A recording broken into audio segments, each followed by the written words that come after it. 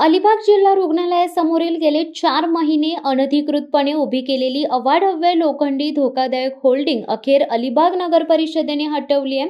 अलिबाग येथील सामाजिक कार्यकर्ते संजय सावंत यांनी मुंबई उच्च न्यायालयाकडील जनहित याचिका क्रमांक 155/2011 दिनांक 19 डिसेंबर 2024 अन्वये सार्वजनिक रस्ते पदपथ तसेच वाहतुकीला अडथळा ठरणारे अनधिकृत होल्डिंग बॅनर पोस्टर विशेष मोहीम घेऊन हटवण्याचे आदेश असल्याचे लेखी निवेदन अलिबाग नगर परिषदेचे मुख्याधिकारी व संबंधित अधिकारी यांना दिल्यानंतर ही कारवाई करण्यात आली आहे। अलिबाग जिल्हा रुग्णालयासमोरील गेले 4 महिने अनधिकृतपणे उभी केलेली अवाढव्य लोखंडी धोकादायक अनधिकृत होल्डिंग काढून टाकण्याबाबत अलिबाग येथील सामाजिक कार्यकर्ते संजय सावंत यांनी अलिबाग नगर परिषदेचे मुख्याधिकारी व संबंधित अधिकारी यांना वारंवार दूरध्वनी करूनही हे धोकादायक लोखंडी होल्डिंग हटवले जात नसल्याची बाब उघड झाली होती।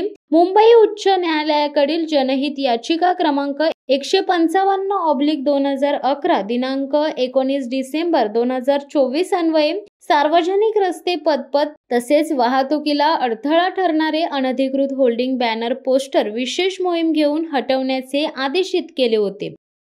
शिवसत्ता टाइम्स साठी धनंजय कवटेकर, अलिबाग।